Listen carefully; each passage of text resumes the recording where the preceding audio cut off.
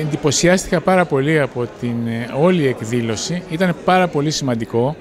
Τα θέματα των ανθρώπων, η πρωτοβουλία καταρχήν ήταν εξαιρετική.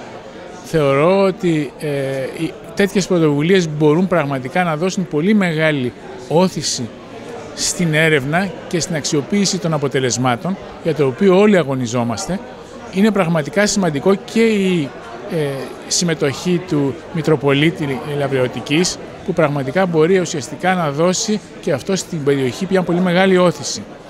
Θεωρώ πραγματικά ότι οι ιδέες ήταν εξαιρετικά καλές και πραγματικά εκφράζουν τη δυνατότητα της χώρας να μπορέσει να δώσει και να αξιοποιήσει την έρευνα σε όλους τους τομείς.